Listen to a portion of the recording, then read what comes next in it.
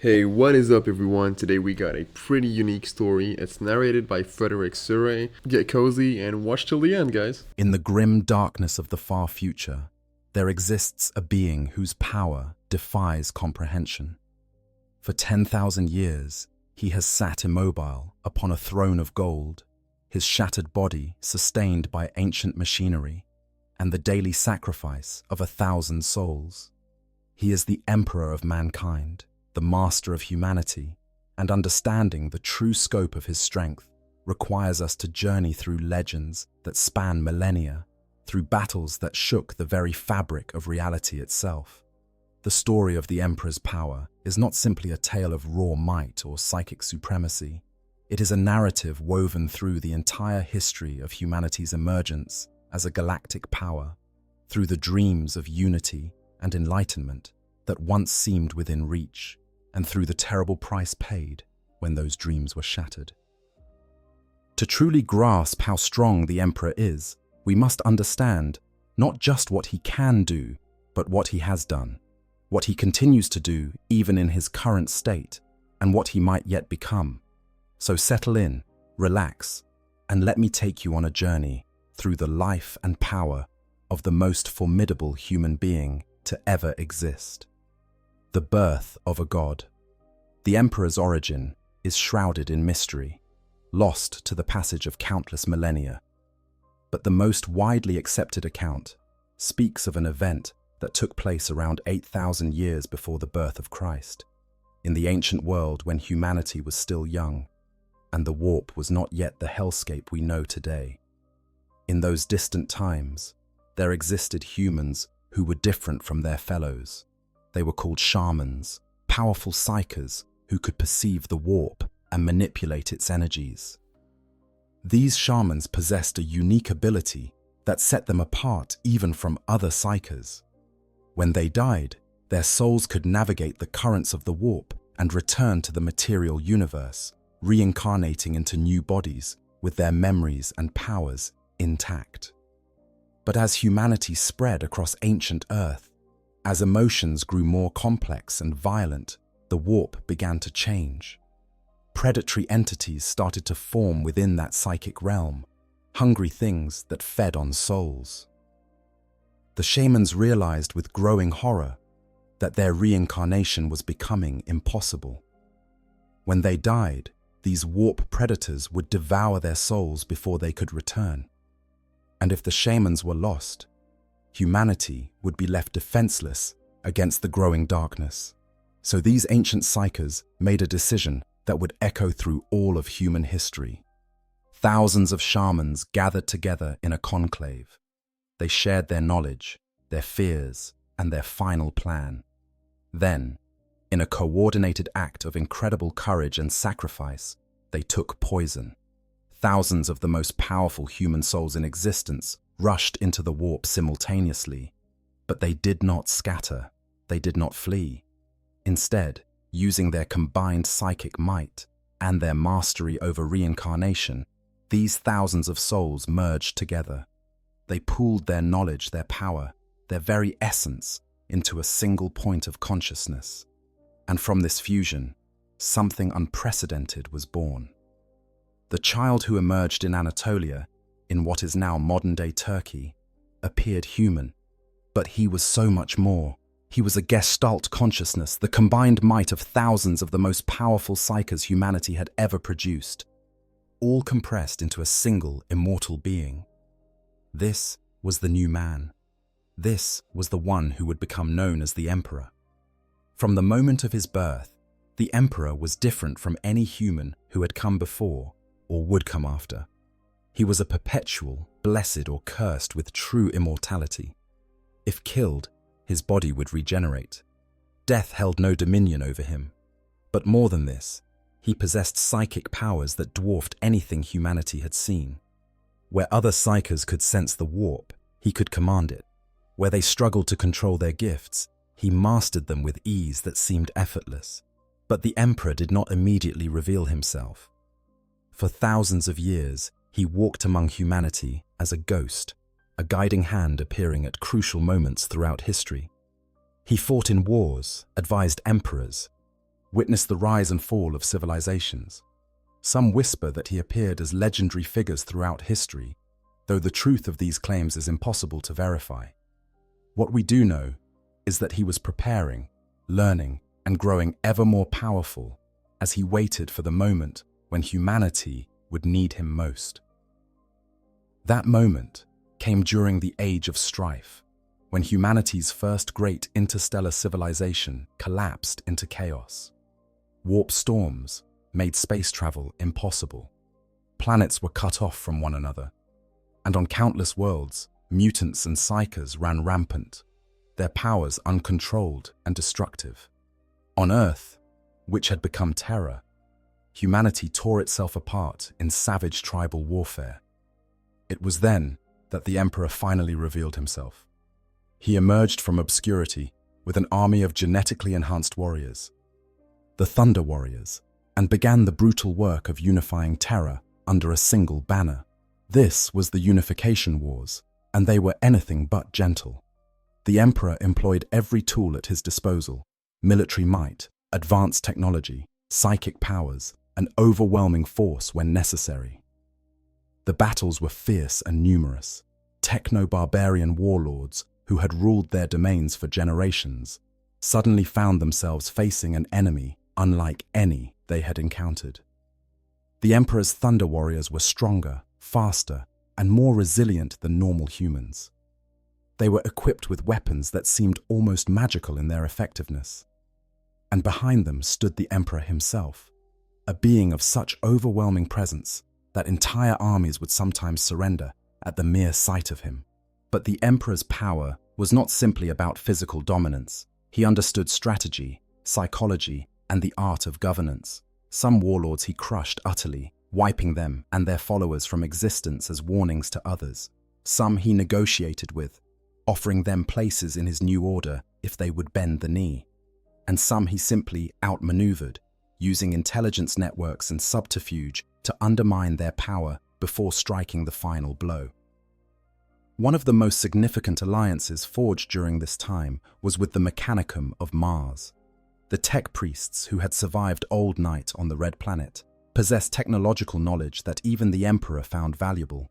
By presenting himself as the Omnissiah, the machine god prophesied in their doctrine, he secured their loyalty and access to their vast manufacturing capabilities.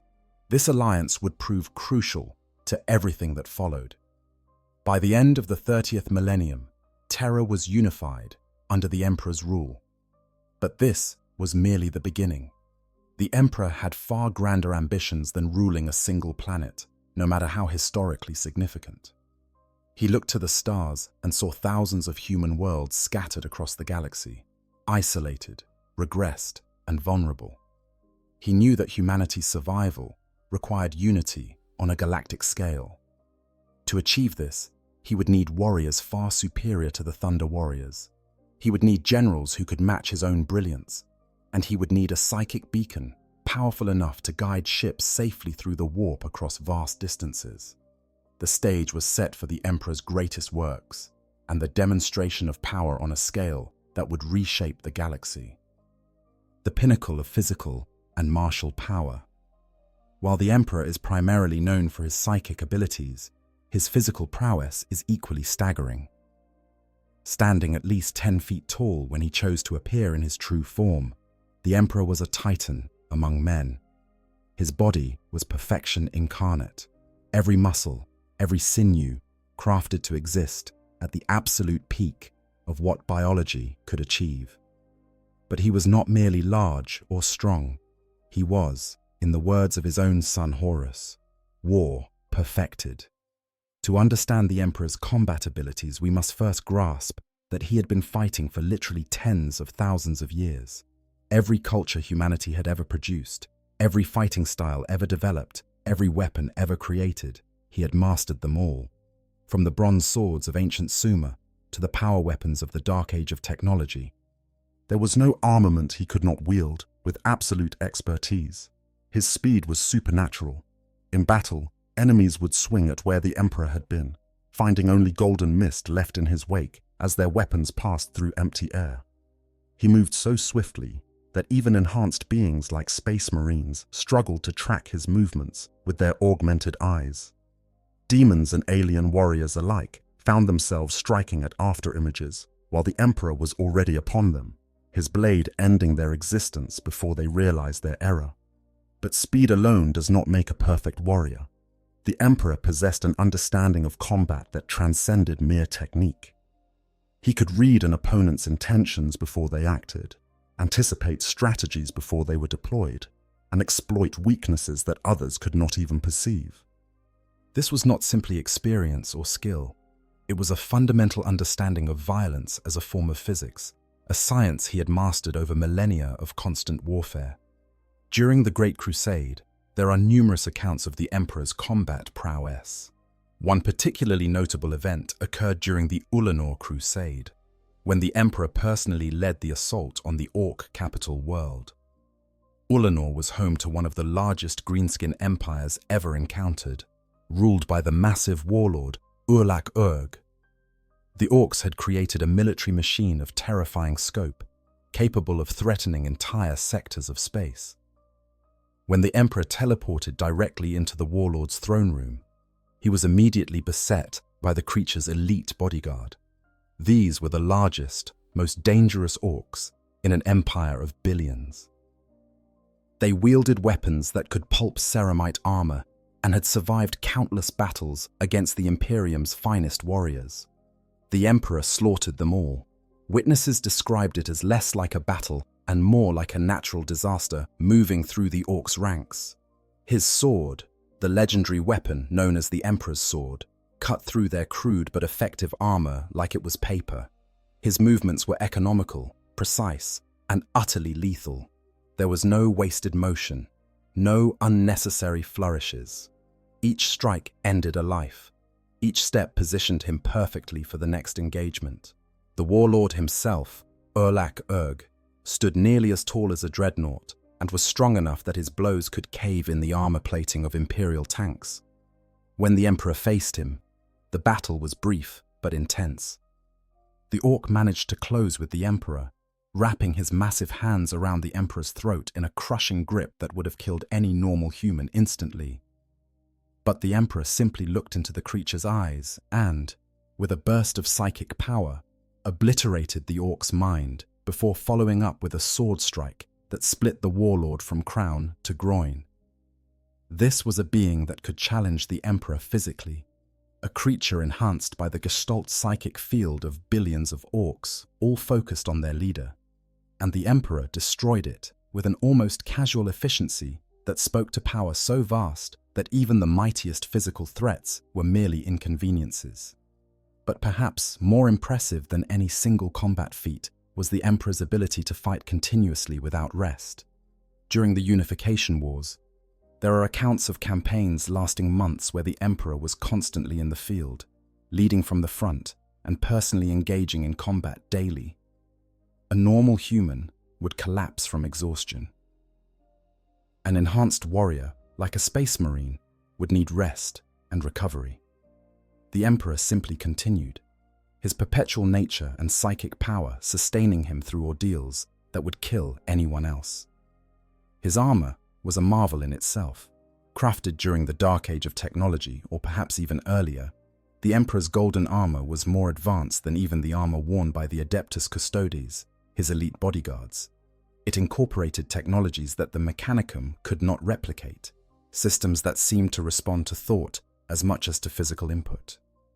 The armor enhanced his already superhuman strength and provided protection against weapons that could level buildings. Armed with this armor, his legendary sword, and an ornate bolter that was said to have been crafted by his own hands, the Emperor cut a figure that was instantly recognizable across the galaxy. To see him on the battlefield was to witness a being that seemed more god than man, more force of nature than person. His enemies knew terror, his allies knew inspiration, and everyone who saw him understood on a visceral level that they were in the presence of something beyond mortal comprehension. Yet for all his martial might, the Emperor rarely needed to employ it. His mere presence was often enough to secure victory. There are accounts of entire worlds surrendering when they learned the emperor himself had come to bring them into compliance. Rebellious governors who had resisted Space Marine legions for years would capitulate immediately upon hearing that the master of mankind was en route. His reputation preceded him, and that reputation was built on both his demonstrated power and his willingness to use it without hesitation or mercy when necessary. This combination of overwhelming physical ability, unmatched combat skill, and a reputation for absolute ruthlessness made the Emperor perhaps the most dangerous warrior in the galaxy. He had no equal in single combat among mortals, and even the mightiest champions of chaos or the craftiest orc war bosses were simply outmatched when they faced him blade to blade. But his physical power, impressive as it was, paled in comparison to the true source of his might, his psychic abilities. The master of the Imperium. If the Emperor's physical abilities made him the greatest warrior humanity had ever produced, his psychic powers made him something else entirely. They made him a force of nature, a being capable of feats that seemed more like miracles than the work of any living creature. To understand his psychic might, we must first understand that the Emperor is not simply a powerful psyker. He is the most powerful human psyker to ever exist, and by a margin so vast that comparison becomes almost meaningless. The Emperor's connection to the warp was fundamental and complete, where other psykers had to reach out and touch the Imperium, struggling to channel its power safely.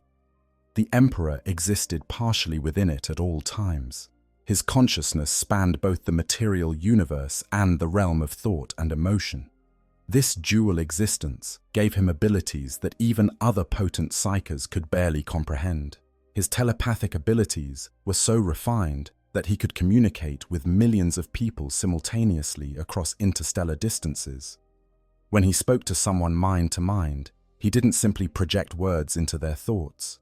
He could share memories, emotions, sensations, and concepts that language couldn't express. He could show someone a memory from his own life as vividly as if they were living it themselves. He could make them feel emotions he had experienced tens of thousands of years ago, as if those feelings were their own.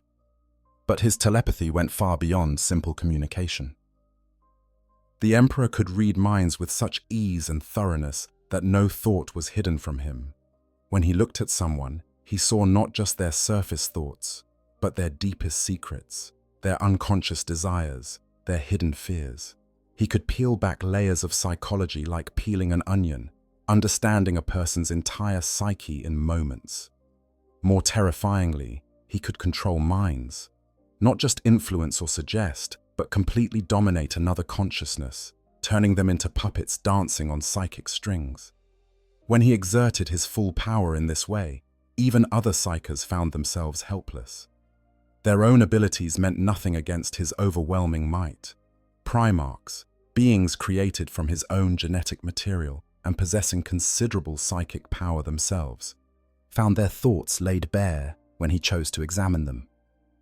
His telekinetic abilities were equally staggering. The Emperor could shatter armies with thought alone. Witnesses to his power described seeing him gesture casually and entire formations of enemies simply ceasing to exist, torn apart by forces that left no visible source. Buildings crumbled at his command, vehicles were crushed like tin cans, and all of this without any visible strain or effort. He could transform matter itself. Bullets fired at him would turn to smoke and dissipate before they reached him. Armor would rust and decay in seconds under his gaze. The very ground could split open at his command, swallowing enemy forces. These were not illusions or tricks of perception. These were actual changes to physical reality, wrought through the application of psychic power so vast that it could override the laws of physics themselves. Perhaps most impressive was his mastery over time and precognition. The Emperor could see into the future, perceiving not just one possible outcome, but countless potential timelines simultaneously. He experienced these visions not as vague premonitions, but as clear, detailed observations of what might come to pass. In his own words, trying to determine which future would actually occur was like trying to predict where a single drop of rain would land when trying to cross an ocean in a storm. There were simply too many variables. This ability to see potential futures informed every decision he made. When he chose a course of action, he did so having already observed hundreds or thousands of possible outcomes and selected the path most likely to lead to success. This made him appear impossibly prescient to those who served him. He seemed to always be several steps ahead, as if he knew what would happen before it occurred. His precognition was not perfect, however, as the Horus heresy would prove. The emperor himself admitted that his ability to see the future was limited by his ability to account for all the countless variables that could affect any given outcome. And beings of sufficient power, particularly the Chaos Gods, could cloud his vision or create blind spots in his predictions. But even with these limitations, his ability to peer into potential futures gave him an enormous advantage in planning and strategy. The Emperor's pyrokinetic abilities were legendary. He could summon flames that burned with psychic as well as physical heat, fires that could harm demons and spirits as easily as they consumed material flesh. During the war in the Webway, when he personally entered that ancient alien labyrinth to rescue his beleaguered forces, witnesses described him appearing as a golden sun, wreathed in psychic fire that obliterated demons by the thousands. That flame was not mere fire. It was described as psychic energy given physical form, a manifestation of the Emperor's will made visible and deadly. It burned with such intensity that it didn't simply consume enemies, but appeared to unwrite their existence, erasing them so thoroughly that even their presence in the warp was diminished. His ability to directly combat demons and creatures of the warp was perhaps his most vital psychic talent. Demons are beings of pure warp energy, immune to most physical weapons and capable of powers that defy natural law. They are manifestations of the darkest aspects of sentient emotion, creatures that exist to corrupt, destroy, and feed on suffering.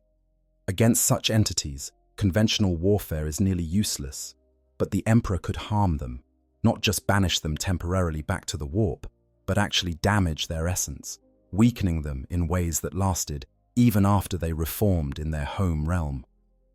His psychic attacks struck at the fundamental nature of chaos, at the very concepts and emotions that gave demons form. When he destroyed a demon, it stayed destroyed for far longer than normal, and when it eventually reformed, it was diminished, weakened, as if part of its essential nature had been burned away. The Chaos Gods themselves feared him.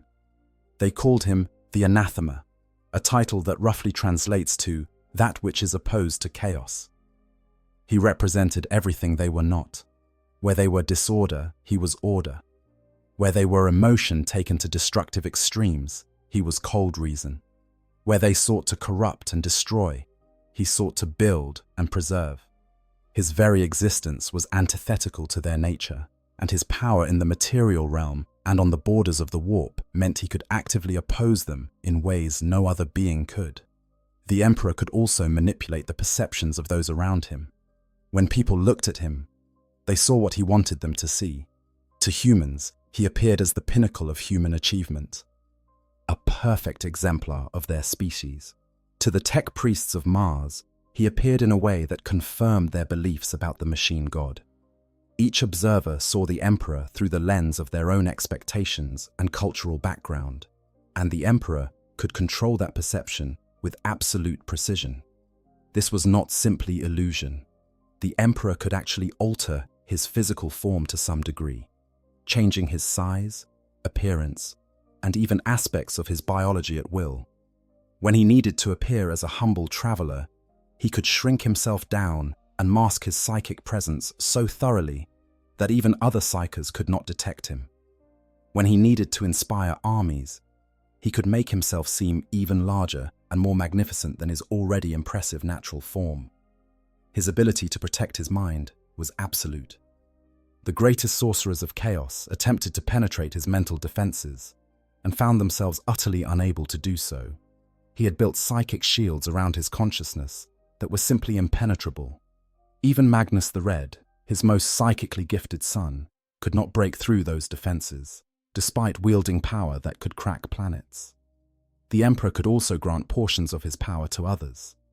The process by which he created the Primarchs involved imbuing them with fractions of his own essence, giving them powers and abilities that exceeded those of normal humans by orders of magnitude.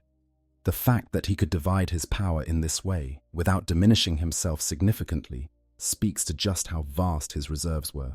He could manipulate souls. During the war in the Webway, the Emperor demonstrated an ability that shocked even his closest companions. He summoned an army of the dead, pulling the spirits of fallen warriors from wherever they had gone after death, and giving them psychic form to fight in his cause. This included not just ordinary soldiers, but even one of his own sons, Ferrus Manus, who had been killed earlier in the Horus Heresy. These spirits fought with the same skills they had possessed in life, wreathed in golden fire and seemingly immune to demonic weapons.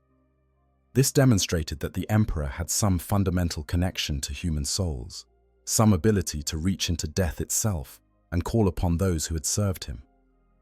The implications of this were staggering. It suggested that when humans died, their souls did not simply dissipate into the warp to be consumed by demons. Some part of them remained connected to the Emperor, perhaps waiting for his call. His ability to create was also noteworthy. The Emperor didn't just destroy. He could build, design, and implement technological and biological marvels. The Primarchs were his creation, beings that combined genetic engineering with psychic crafting in ways that no one else has ever replicated. The Custodians, his elite bodyguards, were each individually crafted by his hand, with him personally overseeing their transformation from normal humans into transhuman warriors. He created the Astronomicon, a psychic beacon of such immense power that it could be perceived across 50,000 light-years of space. This wasn't a machine that generated the beacon. The Emperor himself was the source of the signal, projecting his will across vast distances to create a guiding light for humanity's ships. The fact that he could maintain this beacon continuously, even while engaging in other activities, speaks to the breadth of his power. During the Horus Heresy, even while bound to the Golden Throne and working to seal the breach in the Webway, even while projecting the Astronomicon, even while psychically shielding terror from demonic assault, the Emperor could still manifest avatars of his power elsewhere. He could appear in visions to guide his servants. He could lend strength to those who called upon him. He could monitor threats across the galaxy. His mind operated on a scale that made multitasking seem like a trivial concern. All of these abilities, impressive as they are individually, combined to make the Emperor something unique in the galaxy.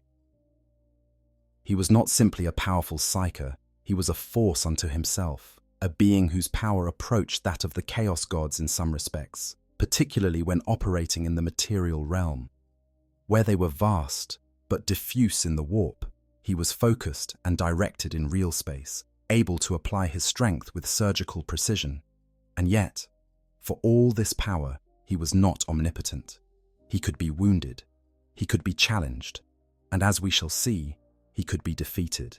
But understanding his psychic might is crucial to understanding both his greatest achievements and his most devastating failures.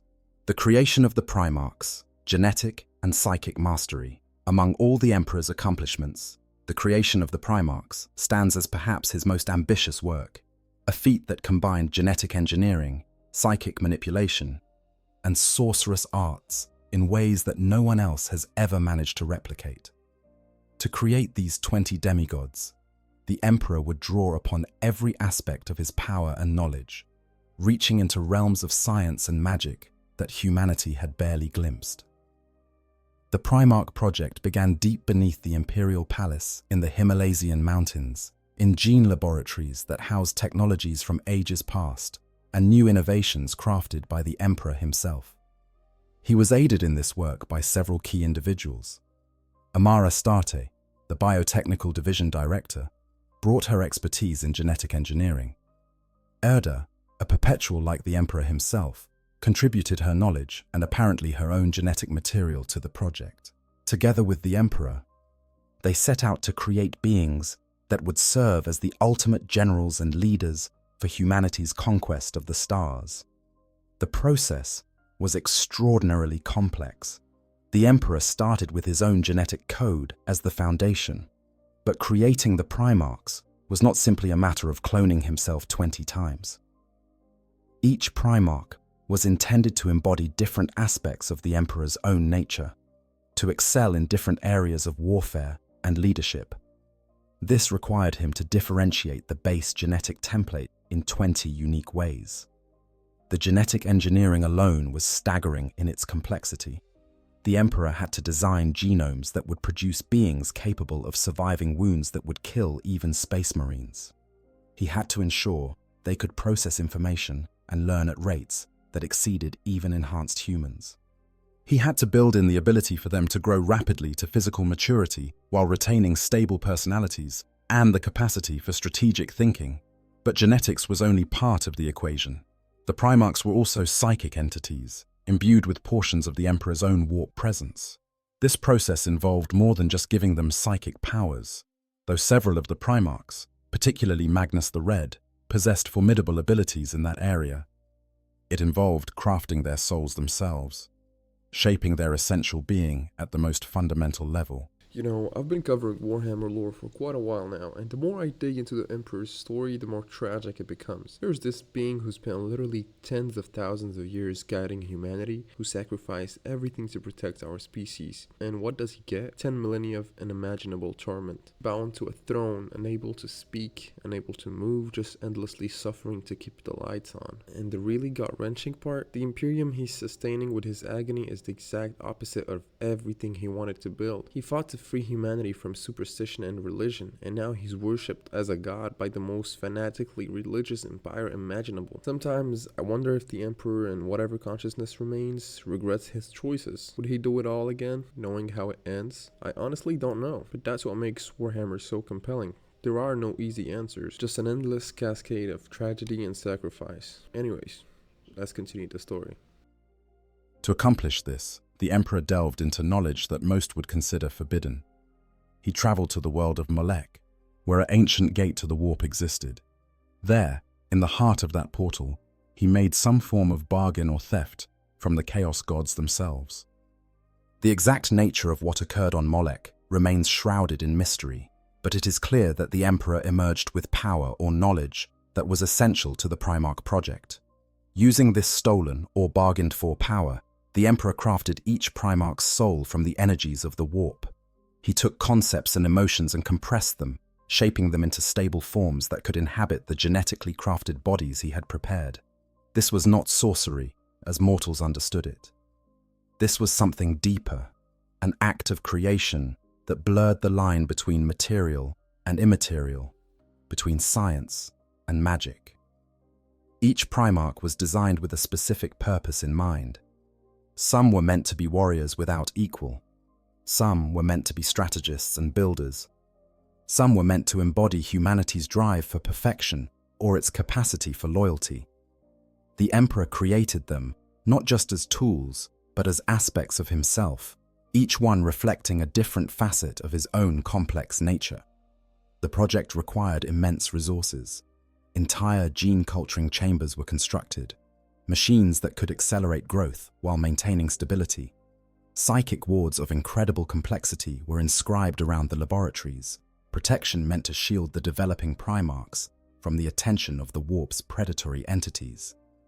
The most powerful Geller field ever created was installed around the facility, creating a bubble of reality so strong that nothing from the warp should have been able to penetrate it. The Emperor personally oversaw every aspect of development. He monitored each Primarch's growth, making adjustments as needed, ensuring that the combination of genetic code and psychic essence was stable. This required him to be fully engaged in the project, his attention focused on 20 simultaneous processes, each one requiring precision that would have been beyond any other being. The Primarchs were grown in gestation capsules, their development accelerated but carefully controlled. Within these capsules, their bodies formed according to the genetic templates the Emperor had created, while their souls took shape according to the psychic patterns he had woven. They grew from infants to young children in a matter of months, their minds developing as rapidly as their bodies, filled with knowledge that seemed to appear instinctively rather than through learning. But then disaster struck. Despite all the Emperor's precautions, despite wards that should have been impenetrable and shields that should have been absolute, the Chaos Gods found a way in. Whether they were aided by Erda, as some accounts suggest, or whether they simply devoted enough of their collective power to break through the Emperor's defenses, we may never know.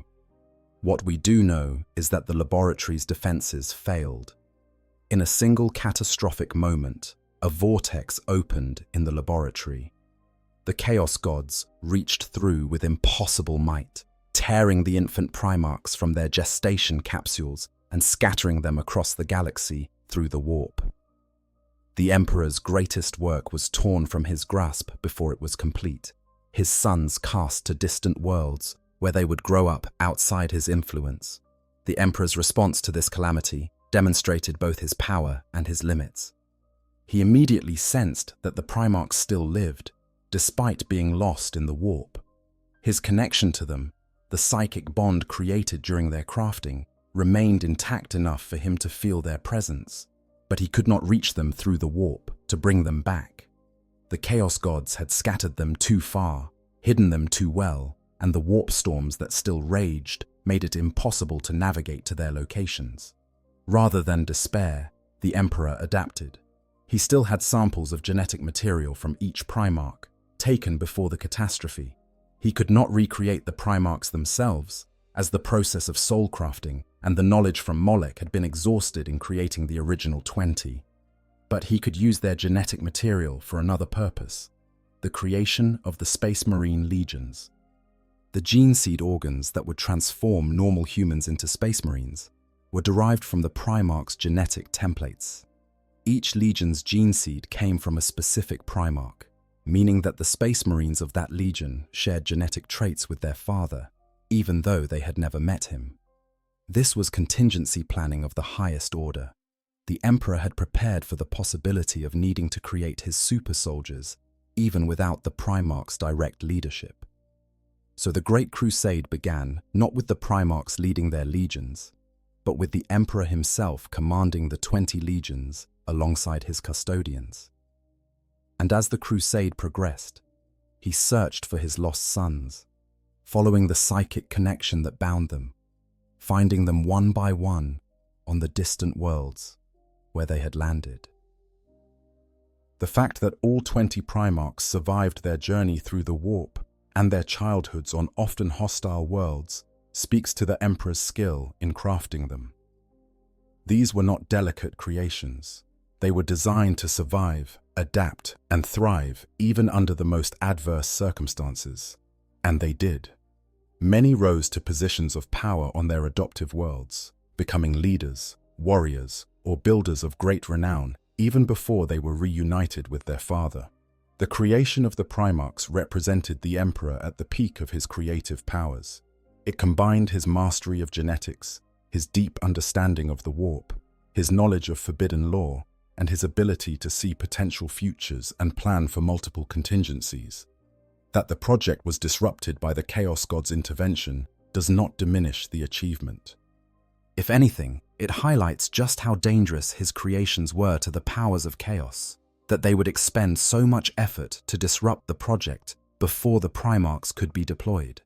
The gene seed technology the Emperor developed as part of the Primarch project would sustain the Imperium's military might for 10,000 years. The Primarchs themselves, even split between loyal and traitor, would shape the course of galactic history. And the very concept of creating transhuman warriors through genetic engineering would become central to humanity's strategy for survival. This was the Emperor as creator, as gene right, as a being capable of bringing forth life forms that had never existed before and might never exist again. It was a demonstration of power that was not simply destructive, but constructive. Not merely powerful, but precise, and it set the stage for everything that would follow, both triumph and tragedy.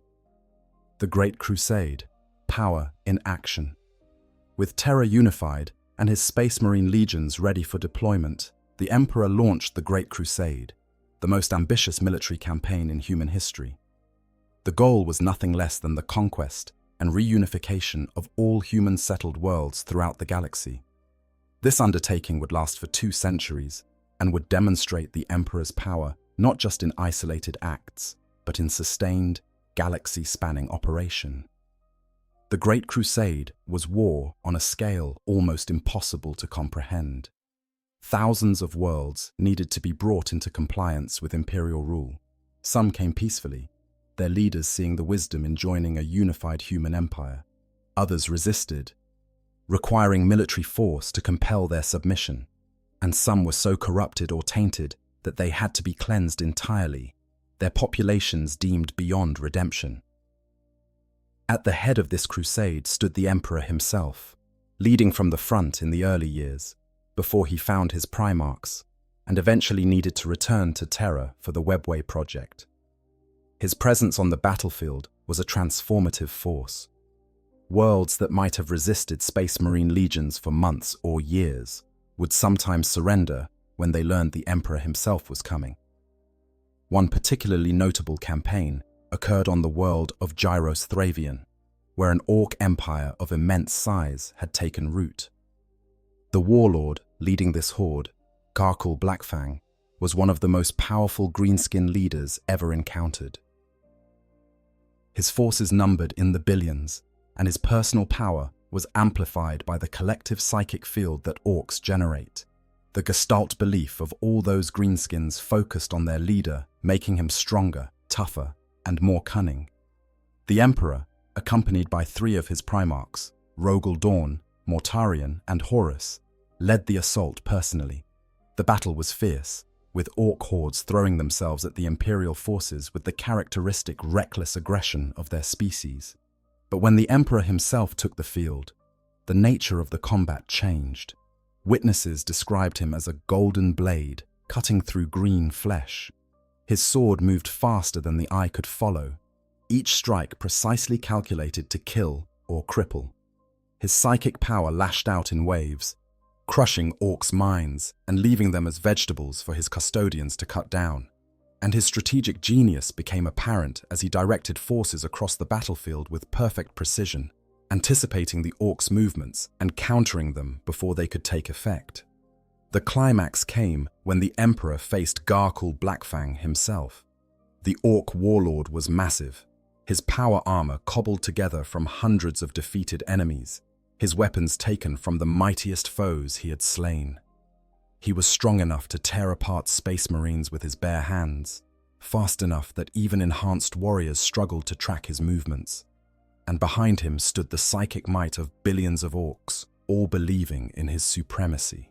The battle between them shook the ground. Garkul's attacks were savage and brutal, each blow capable of pulverizing concrete and shattering steel. But the Emperor's responses were controlled and devastating. He dismantled the Orc warlord piece by piece, cutting away weapons, armor, and finally flesh. When Garkul lay defeated, the Emperor ended him with a burst of psychic power so intense that it didn't simply kill the Orc, but obliterated his very essence. When the Greenskins saw their leader die so absolutely, their morale broke, and the tide of battle turned irreversibly in the Imperium's favor. This pattern repeated across countless worlds. The Emperor would identify the enemy's greatest strength, whether it was a powerful leader, a strategic position, or a particular advantage in numbers or technology, and he would personally eliminate or neutralize that strength.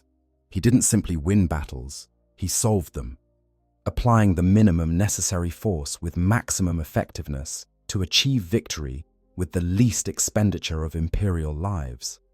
But the Great Crusade was not only about military conquest. The Emperor also demonstrated his power as a diplomat and statesman. When he encountered the Interrex, a technologically advanced human civilization that had survived Old Night, he initially attempted negotiation rather than immediate conquest. Though this particular attempt at peaceful integration ultimately failed due to the machinations of chaos, it showed that the Emperor understood when force was not the best tool. His reunion with each of his lost Primarchs was another demonstration of his power, though a more subtle one. Most of the Primarchs recognized the Emperor on sight, despite having no conscious memory of him. The psychic bond between them was so strong that they instinctively knew they were meeting their father. This bond, surviving across decades or even centuries of separation, speaks to the depth of the connection the Emperor had forged when creating them. Some Primarchs required more convincing. Leman Russ, found on the death world of Fenris, challenged the Emperor to contests of drinking and eating before being bested in combat. Vulcan, found on the volcanic world of Nocturne, competed with the Emperor in trials of craftsmanship and strength. But in each case, the Emperor not only met, but exceeded the Primarch's abilities, demonstrating his superiority in whatever realm they chose to compete. The Emperor's martial prowess was particularly evident in his duel with Leman Russ. The Wolf King was already legendary among his people, a warrior who had never been defeated in combat. He was stronger than normal humans by orders of magnitude, fast enough to dodge blade strikes, and possessed instincts honed by years of hunting the most dangerous predators on one of the deadliest worlds in the galaxy. Their battle lasted hours, both warriors pushing themselves to their limits.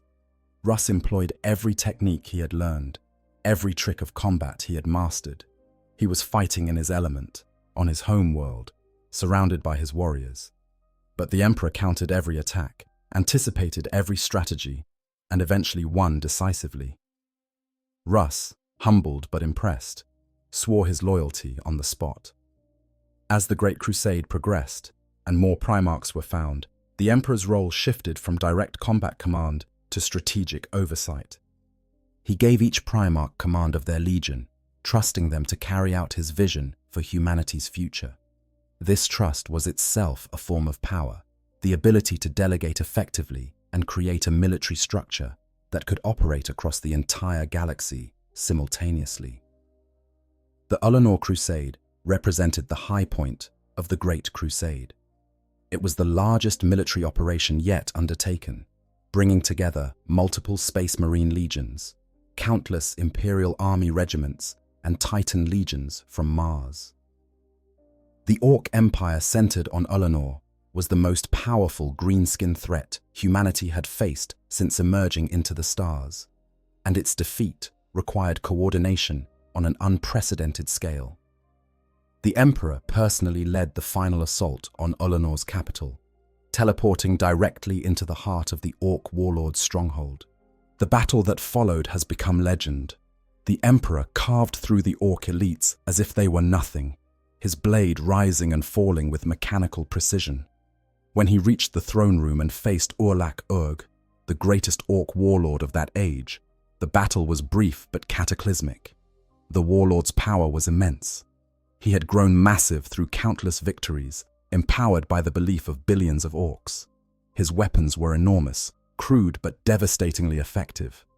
When he struck, the impact was like thunder, each blow capable of killing a Space Marine instantly. But the Emperor was faster, more skilled, and infinitely more dangerous.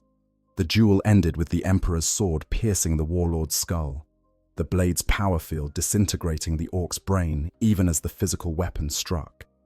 The psychic backlash from the warlord's death rippled through the greenskin forces, breaking their cohesion and leading to their complete defeat. Ullanor was conquered, and the Orc threat was broken for a generation. After Ullanor, the Emperor made a decision that would have far-reaching consequences. He named Horus as War Master, giving him command of the Great Crusade, and returned to Terra to work on a secret project that would occupy his attention for years. This decision demonstrated another aspect of the Emperor's power, his ability to see the larger strategic picture and make choices based on necessity rather than desire. The Great Crusade continued under Horus's leadership, achieving victory after victory.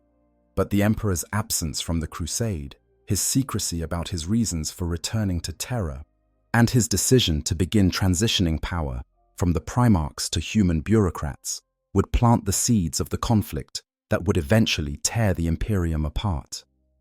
Yet for 2 centuries, the Great Crusade succeeded beyond humanity's wildest dreams. Thousands of worlds were brought into compliance. Alien empires were shattered. Human civilization, fractured and isolated for millennia, was unified under a single banner. And at the center of all this achievement was the Emperor's vision, his strategic genius, and his willingness to employ his power in service of humanity's future. The Webway Project, scientific and mystical mastery. When the Emperor returned to Terra after the Ullanor Crusade, he did so to work on what he considered his greatest achievement, the Imperial Webway Project. This endeavor would combine his mastery of technology, his psychic power, and his understanding of the warp in an attempt to fundamentally reshape humanity's relationship with interstellar travel. It was ambitious to the point of seeming impossible, and it required the Emperor to operate at the absolute peak of his abilities for years on end. The Webway itself was not the Emperor's creation. It was an ancient structure, built by the Old Ones millions of years in the past, and later taken over by the Aeldari. The Webway existed as a network of tunnels through a space between the material universe and the warp, allowing near-instantaneous travel across vast distances without actually entering the warp itself. For the Aeldari, before their fall, it had been the foundation of their galactic empire, allowing them to move freely without risk of warp predation. The Emperor understood that if humanity could access the Webway, it would solve one of the species' greatest vulnerabilities. Warp travel was dangerous and unreliable. Ships could be lost in the Imperium, consumed by demons, or simply never arriving at their destinations. Even with navigators to guide them and the Astronomicon to serve as a beacon, the warp remained a constant threat. But the Webway bypassed these dangers entirely. More than that, the Emperor had a larger vision. He planned to use the Webway to gradually sever humanity's connection to the warp entirely. By providing an alternative to warp travel, by suppressing psychers and managing their numbers carefully, he believed he could starve the chaos gods of the emotional energy they fed upon. This would effectively save humanity from the predations of chaos, allowing the species to evolve into a fully psychic race without the risk of damnation. To achieve this, the Emperor needed to create a human-controlled gateway into the Webway. He found the tool for this in the Golden Throne, an ancient artifact discovered in ruined cities beneath the deserts of Asia. The Golden Throne was a relic from the Dark Age of technology, or perhaps even earlier, a device whose original purpose was unclear, but whose potential the Emperor recognized immediately. He spent decades modifying the Golden Throne, incorporating technologies that even the Mechanicum could barely comprehend. The throne became a psychic amplifier of immense power, capable of channeling the Emperor's will in ways that would otherwise be impossible. When completed, it could serve as a gateway between Terra and the Webway, creating a portal stable enough for human use. But there was a problem. The original Webway had been constructed from a material that was psychically resistant, naturally shielding it from warp intrusion. Humanity could not replicate this material. Any tunnels humans built into the Webway would be vulnerable to demonic attack unless constantly shielded by psychic power, and there was only one being powerful enough to maintain such shields across the vast distances the project would require: the Emperor himself. This meant that once the project began in earnest, the Emperor would be bound to the Golden Throne, unable to leave Terra without risking the entire structure's collapse. It was a sacrifice he was willing to make, believing that the potential benefits justified the cost. If successful, the Webway project would secure humanity's future for millennia to come. The Emperor created a new faction within the Mechanicum called the Unifiers, tech priests specifically trained to construct new Webway tunnels according to his designs. They worked deep beneath the Imperial Palace, in chambers so vast that Titans could walk through them upright, building the infrastructure that would eventually connect Terra to the ancient alien network. His power during this time was on constant display. He had to maintain the psychic shields, protecting the growing human section of the Webway 24 hours a day, every day, for years. This required a level of sustained concentration and power expenditure that would kill any other psyker within hours. But the Emperor managed it while also overseeing the construction, directing the unifiers, and maintaining his other responsibilities, like calibrating the Astronomicon. The Golden Throne became the focal point of his power. When he sat upon it, the Emperor could extend his consciousness into the webway itself, perceiving its structure and the threats that pressed against his shields. He could direct resources to reinforce weak points, detect Aeldari observers and force them to withdraw, and gradually expand the human-controlled sections deeper into the ancient network. But the project was exhausting, even for the Emperor. After years of constant vigilance, he began to show signs of strain. His nose would bleed during telepathic communications, a sign of overexertion that had never appeared before. He grew more irritable, less patient with those who disturbed him. The burden of shielding the webway was taking its toll, even on his seemingly infinite reserves of power. Then catastrophe struck. Magnus the Red, the Emperor's most psychically gifted son, learned of Horus's betrayal through his powers of foresight. Desperate to warn his father before it was too late, Magnus performed a ritual of immense power, breaking through the psychic shields the Emperor had placed around Terra and projecting his consciousness directly to the throne room. But in doing so, Magnus shattered the Emperor's carefully constructed wards. The psychic backlash tore open rifts in the webway, creating breaches through which demons poured in impossible numbers. The human-built sections of the webway, dependent on the Emperor's psychic protection, were suddenly exposed to the full fury of the warp. The Emperor's response demonstrated both his power and his limitations. He immediately threw more of his strength into containing the breach, but it was not enough. The damage was too extensive, the demon incursion too overwhelming.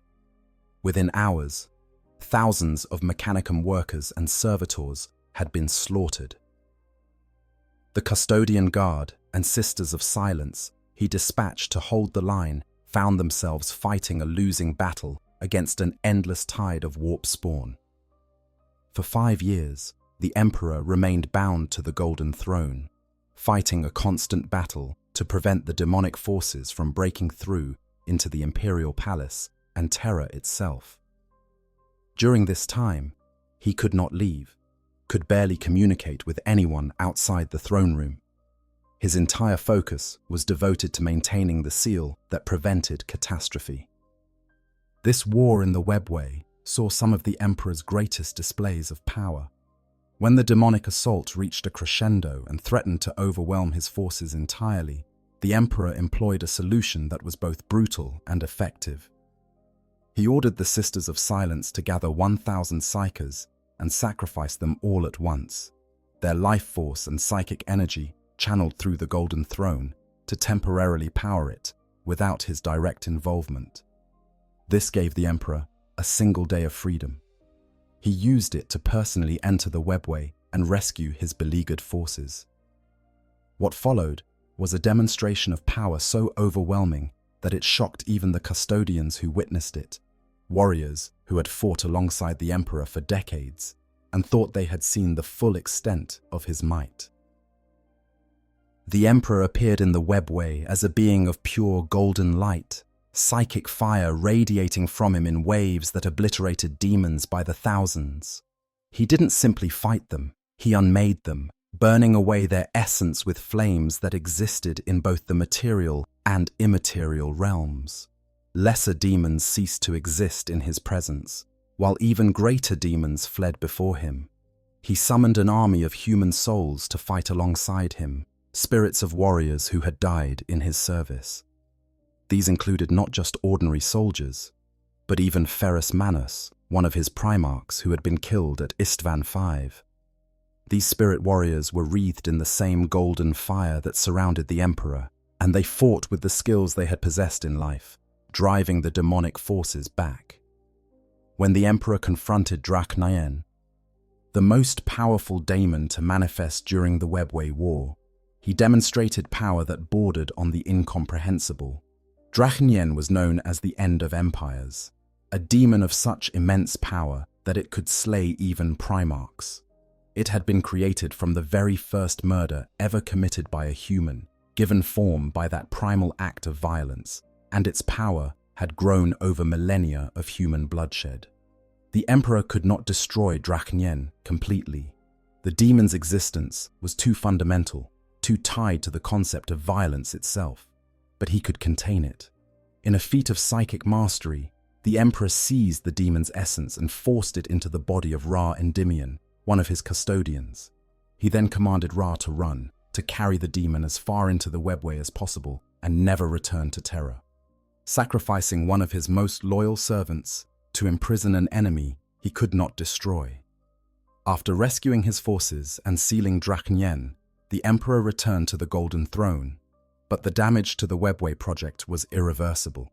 The human-built sections were too compromised, too infested with demonic corruption to ever be safely used. The Emperor's grand vision, his greatest work, had failed. In the aftermath, the Emperor lamented that humanity was doomed. Without the Webway to free them from dependence on the warp, the species would never be able to evolve safely into a psychic race. They would always be vulnerable to chaos. But even in this moment of despair, he did not give up. He sealed the Webway portal, binding himself to the Golden Throne to ensure that the demons trapped in the human sections could never break through to Terra. It was a task that would occupy him for the rest of his existence. The Webway project represented the Emperor at perhaps his most ambitious. It combined every aspect of his power, his scientific knowledge, his psychic might, his strategic vision, and his willingness to sacrifice for humanity's future. That it failed was not due to any lack of power on his part, but rather to factors he could not fully control, to the interference of chaos and the well-meaning but catastrophic actions of his own son. Yet even in failure, the project demonstrated the Emperor's incredible capabilities. For years, he had single-handedly shielded entire sections of the Webway from warp intrusion. He had directed a construction project of galactic significance while maintaining his other responsibilities. And when crisis struck, he had the power to personally turn the tide of battle against forces that would have overwhelmed anyone else. The battle against Horus, the ultimate test. The final confrontation between the Emperor and Horus represented the greatest test the Master of Mankind would ever face. It was a battle that would determine the fate of humanity, fought between father and son, creator and creation, order and chaos. Understanding this conflict requires understanding both how much power Horus had gained and what the Emperor was willing to do or not do to stop him. Horus Lupercal had been the Emperor's favorite son, the first Primarch to be found, and the one chosen as War Master to lead the Great Crusade in the Emperor's absence. He was beloved by his brothers, respected by his warriors, and seemed to embody the best aspects of the Emperor's vision for humanity. But he had been corrupted by the Chaos Gods, turned against his father through a combination of lies, visions, and the promise of power. By the time Horus reached Terra at the head of a massive traitor fleet, he had been transformed. The Chaos Gods had poured their power into him, making him something more than a Primarch, something approaching a god himself. He had traveled to Molech and passed through the same warp gate the Emperor had used, stealing even more power directly from the Chaos Gods. By the Siege of Terra, Horus was arguably the most physically powerful being in the galaxy, but this power came with a price. The energy Horus contained was burning him out from the inside. His body, even enhanced as it was not meant to contain such vast forces. He was dying, slowly but inevitably. This gave the Emperor a strategic advantage. If he could delay the confrontation long enough, Horus might simply burn himself out without the need for direct battle. But Horus knew this too. That's why he had to force the Emperor's hand. When he lowered his shields aboard his flagship, the Vengeful Spirit, it was a deliberate provocation. He knew the Emperor would sense the opportunity and come. And he knew that on his ship, in the heart of his power, he would have every advantage. The Emperor assembled a small force to teleport aboard the Vengeful Spirit. Himself, Rogel Dawn, and Sanguinius along with contingents of custodians and imperial fists. But when they arrived, Horus's dark powers scattered them throughout the ship. The Emperor and his custodians found themselves in what appeared to be a simple hangar, but it was a trap. Horus demonstrated his newfound abilities by taking control of dozens of the Emperor's own custodians, forcing these elite warriors to attack their master. The Emperor could have simply killed them, but he held back, using only enough force to disable them without causing permanent harm. He then spent precious energy purging the chaos taint from their minds, cleansing them of the corruption Horus had inflicted. This was the first hint of the Emperor's crucial weakness in this battle, his reluctance to use his full power against those he loved. The custodians were his personal guard, each one individually crafted by his hand. He could not simply kill them, even when they attacked him under Horus's control. As the Emperor and his forces fought their way deeper into the ship, Horus unveiled another layer of his power. He had manifested a section of the warp within the ship itself, creating a realm called the Lupercal Court, where he held absolute dominion. In this space, reality itself bent to Horus's will. Time flowed strangely, space folded in on itself, and the laws of physics became suggestions rather than rules. The Emperor entered this realm to face his son. What followed was a battle that took place across multiple levels of reality simultaneously. Physically, they clashed with blade and fist, the Emperor's sword meeting Horus's talon in strikes that would have vaporized normal humans. Psychically, they fought in the warp itself, their wills contesting for dominance. But Horus had help. The Chaos Gods lent him their power directly, amplifying his already formidable abilities. He could manipulate reality around him, creating weapons from nothing and healing injuries almost as soon as they occurred. When the Emperor struck him, the wounds would close within seconds. When Horus attacked, his blows carried the weight of the Chaos Gods themselves behind them. Before the Emperor reached Horus, Sanguinius arrived first. The angel, one of the Emperor's most noble and powerful sons, faced Horus in single combat. Despite being already injured from previous battles, Sanguinius fought with everything he had. He knew he could not win, but he hoped to weaken Horus enough that the Emperor could finish what he started. The battle between Sanguinius and Horus was brutal. Horus initially held back, hoping to corrupt his brother and turn him to chaos as well. But Sanguinius refused every temptation, fighting back with such ferocity that he actually managed to wound the War Master, cutting into Horus's armor and drawing first blood. Enraged, and with the Emperor's arrival imminent, Horus finally unleashed his full power. He reached into higher dimensions where physical laws didn't apply in the same way, and seized Sanguinius with forces that transcended conventional reality. He slammed the angel into the deck with such force that it shattered his body, killing one of the most powerful Primarchs instantly. When the Emperor arrived and saw Sanguinius's broken corpse, he understood the full magnitude of what he faced. Horus was not just corrupted. He was transformed into something that could kill even the strongest of the Primarchs. The battle that followed would determine everything. The Emperor and Horus clashed, and the universe trembled. Their weapons met with impacts that sent shockwaves through both the material and immaterial realms. Stars on the outer rim of the galaxy went supernova from the psychic resonance of their battle. The very fabric of reality grew thin where they fought, but the Emperor held back.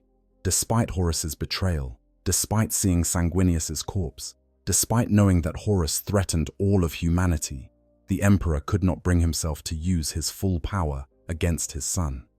He remembered creating Horus, watching him grow, working alongside him during the Great Crusade, and so he fought at less than his full capacity, hoping to disable rather than destroy, to reclaim rather than execute. Horus had no such restraint. He attacked with the full might of his corrupted power, and in doing so, he devastated the Emperor. He burned the Emperor's face.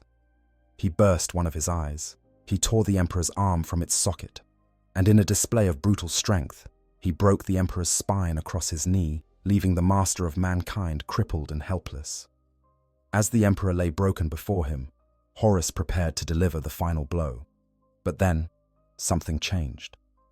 Either the Chaos Gods withdrew their power at a crucial moment, wanting to savor the victory, or Horus himself had a moment of clarity, seeing what he had become.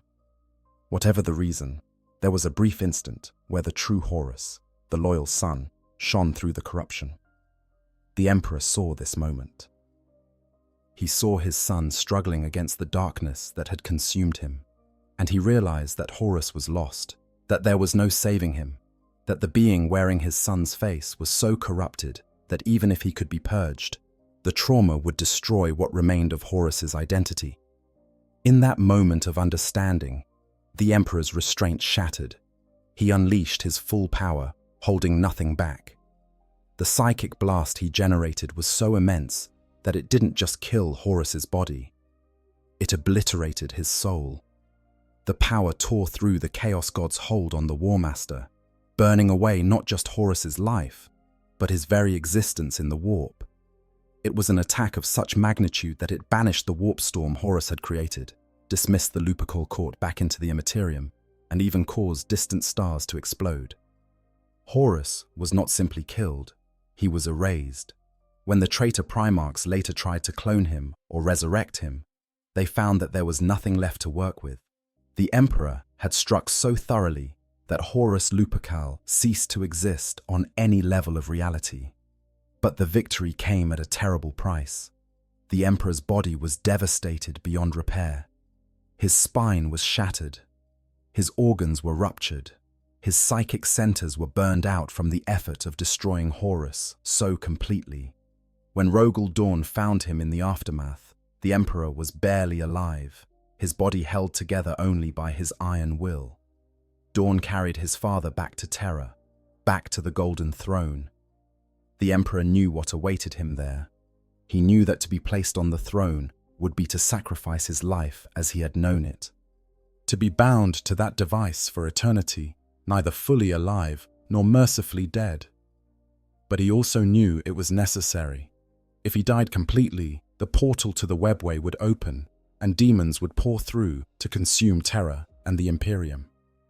Before he was interred on the throne, the Emperor gave his final instructions. He ordered that the Talisman of 7 Hammers be installed, a fail-safe device that would destroy Terra itself if the Golden Throne ever failed, denying the Chaos Gods their ultimate prize. He commanded that the daily sacrifice of Psykers be established to power the Astronomicon and sustain his fading life, and he appointed the High Lords of Terra to rule the Imperium in his absence. The battle with Horus demonstrated both the Emperor's greatest strength and his most profound weakness. His power, when fully unleashed, was sufficient to completely destroy even a chaos-empowered Primarch, to strike with such force that it affected the galaxy itself. But his love for his sons, his inability to fully let go of what they had been, had nearly cost him everything. Enthroned in undeath, power in stasis. For 10,000 years, the Emperor has sat upon the Golden Throne, his broken body slowly crumbling, kept alive only by the ancient technology of the throne and the constant sacrifice of Psykers. He is a corpse that cannot die, a god who cannot move, and yet his power has never been more vital to humanity's survival. The Emperor's current state is difficult for mortals to comprehend. Physically, he is little more than a skeleton, the last traces of his flesh barely clinging to his bones. His body is so degraded that it can no longer support biological life. But his mind, his consciousness, his psychic presence remains intact, and indeed has grown in some ways even stronger than it was during his physical life. Every day, 1,000 Psykers are brought before the Golden Throne. These are not powerful Psykers like librarians or astropaths. They are weak Psykers, individuals whose power is not sufficient to serve the Imperium in other ways. But they possess enough psychic energy that when their life force is drained, it can contribute to sustaining the Emperor's existence. The process is not gentle. The Psykers are placed in special chambers around the throne. where their life energy and psychic essence are slowly extracted. It is said to be a torturous death, as their very souls are consumed to feed the Emperor's presence. But this sacrifice is considered necessary. Without it, the Emperor would fade completely, the Astronomicon would fail, and the Imperium would collapse. But this sacrifice does not simply keep the Emperor alive. It provides the power for him to perform multiple crucial functions simultaneously, each one vital to humanity's continued existence. First and foremost, the Emperor maintains the psychic seal on the webway portal beneath the Imperial Palace. The breach created by Magnus remains, and behind it press countless demons, held back only by the Emperor's will. Should that seal fail for even a moment, those demons would pour through, consuming terror and possibly creating a second eye of terror in the heart of the Imperium. For 10,000 years, the Emperor has held that portal closed, never resting, never relaxing his vigilance. Second, the Emperor powers and directs the Astronomicon, the great psychic lighthouse that allows for navigation through the warp.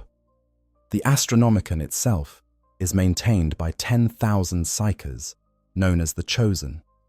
But it is the Emperor's mind that directs the beacon, that ensures it reaches out across 50,000 light-years of space. Without the Astronomicon, warp travel would become exponentially more dangerous and time-consuming, effectively cutting the Imperium into isolated fragments. Third, the Emperor maintains a constant battle within the warp itself. His consciousness extends into the immaterium, where he fights an endless war against the Chaos Gods and their demonic servants. This battle prevents the full power of chaos from manifesting in the material realm. The Emperor's presence in the warp is like a dam holding back a flood, and should he fail, that flood would consume the galaxy. The scale of these simultaneous efforts is staggering. The Emperor is essentially fighting 3 wars at once, each one requiring concentration and power that would overwhelm any other psyker instantly. And he has been doing this continuously for 10 millennia. But his power in this state extends beyond these defensive measures.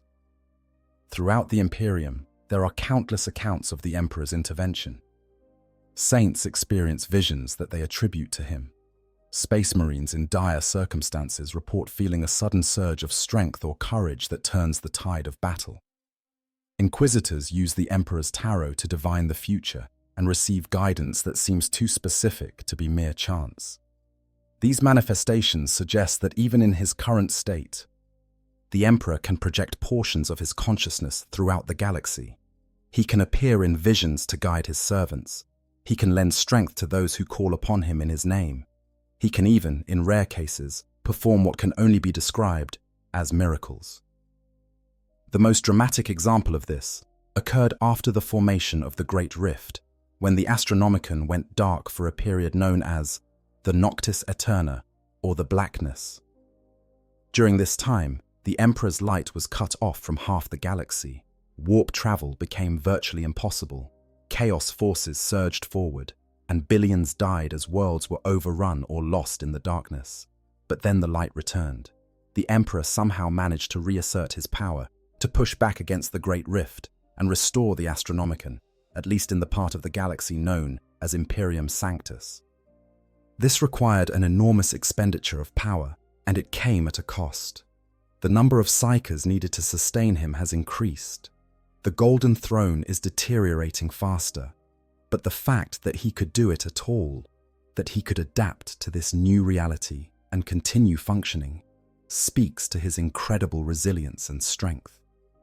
There are theories among the most radical members of the Imperium that the Emperor is actually growing stronger in his death-like state.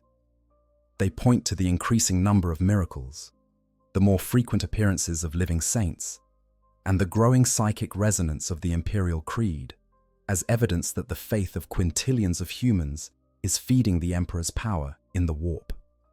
According to this theory, the Emperor is becoming a warp god, slowly transitioning from a physical being bound to the Golden Throne into a true deity whose power exists primarily in the immaterium.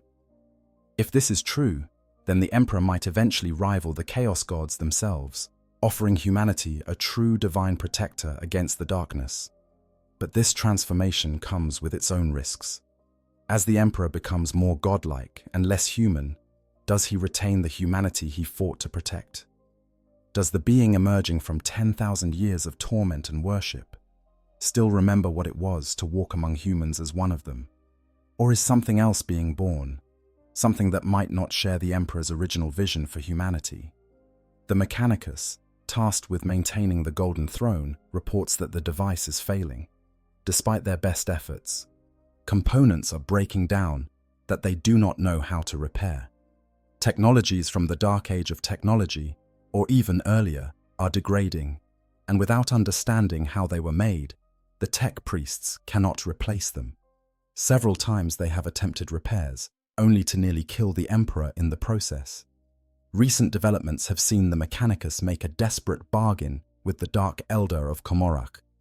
In exchange for billions of humans as slaves and access to the Golden Throne to study it, the Dark Eldar have provided technical solutions to some of the throne's failures. This has bought time, but it is ultimately a temporary solution. The Golden Throne will eventually fail. What happens when it does remains unknown. Some believe the Emperor will die completely, his soul joining with the countless trillions of human souls in the warp to birth a new god. Others think he will be freed from his physical prison and able to manifest directly in the Imperium again, returning as a god of unimaginable power. Still others fear that his death will be final, that the Emperor will simply cease to exist, and humanity will be left without its greatest protector. Throughout all of this uncertainty, one thing remains clear. Even in his current diminished state, bound to a failing throne and sustained by constant sacrifice, the Emperor remains the single most powerful psychic force for order in the galaxy. His will holds back tides of demons. His light guides ships across the stars. His presence offers hope to billions who might otherwise despair. The Emperor on the Golden Throne is not a conqueror or a general anymore. He is a guardian, a sentinel standing eternal watch against darkness. And he has been standing that watch for 10,000 years without rest, without respite, and without complaint. This endurance, this willingness to suffer an eternity of torment for humanity's sake, might be the greatest demonstration of his power. Not the power to destroy or create, but the power to endure. The Astronomicon, a beacon across the stars. The Astronomicon represents one of the Emperor's most essential contributions to the Imperium, and understanding its function helps illuminate the scope of his psychic power. This great beacon is not simply a tool for navigation. It is a constant demonstration of the Emperor's might, projected across vast distances, requiring power on a scale that defies easy comprehension. The Astronomicon exists as both a physical structure and a psychic phenomenon. Physically, it is housed in the Forbidden Fortress on Terra, a massive complex that dominates the landscape. Within this fortress labor 10,000 specially trained psychers known as the Chosen, each one selected from among the countless psychers collected by the Black Ships and judged suitable for this highest service. These Chosen are organized into a choir, working in concert to channel psychic energy into the beacon, but they do not create the signal themselves. They are more like an amplifier or a focusing lens. The true source of the Astronomicon is the Emperor himself. His consciousness reaches out through the Chosen, using their combined psychic might to project his will across the galaxy. The signal travels through the warp, where it manifests as a brilliant psychic light visible to navigators and other warp-sensitive individuals. This light is so bright that it can be perceived across 50,000 light-years, covering roughly half the galaxy. Because Terra is located toward the galactic west, the Astronomicon's reach extends further in some directions than others, effectively creating the borders of what can be truly considered Imperial space. Navigators use this beacon as a fixed reference point when traveling through the warp. The Imperium is a place where conventional direction and distance have no meaning. where the normal laws of physics do not apply. Without some form of reference, a ship entering the warp has no way to navigate to its desired destination. The Astronomicon provides that reference. A lighthouse in the storm, allowing navigators to plot courses and guide ships safely to their destinations. But the beacon does more than simply provide direction. Those sensitive to it describe the Astronomicon as having a calming effect, a sense of order imposed on the chaos of the warp. It is the Emperor's will made manifest, his assertion that reality has rules, and that those rules can be maintained even in the face of the warp's madness. From the perspective of those trapped in the Eye of Terror or other regions of warp real space overlap, the Astronomicon appears quite different. To them, it is a blazing agony, a fire that burns continuously. It causes pain to demons and the warp-touched, actively harming them simply by existing. The Emperor's light is literally weaponized against the forces of chaos, pushing them back through sheer psychic force. This defensive aspect of the Astronomicon is rarely discussed in Imperial doctrine, but it is crucial to understanding its full purpose. The Emperor did not create the beacon solely to enable navigation. He created it as a weapon in his war against chaos, a constant assertion of order that helps hold back the tide of the warp. Every moment the Astronomicon burns, it is wounding the chaos gods and hindering their servants.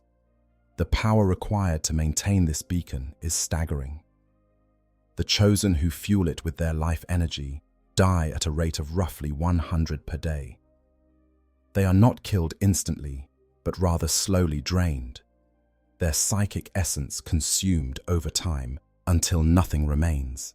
It is considered the highest honor to serve in the chamber of the Astronomicon, to literally give one's life in service to the Emperor and the Imperium. But make no mistake, it is a death sentence, one carried out slowly and, by all accounts, painfully. Yet even 10,000 psychers dying at this rate would not be enough to power the Astronomicon without the Emperor. The actual psychic energy they generate is directed and amplified by his consciousness, transformed from the scattered and chaotic output of individual psychers into a focused, coherent signal of incredible strength. Without the Emperor's guiding will, the chosen would simply burn themselves out to no effect, their power dissipating uselessly into the warp.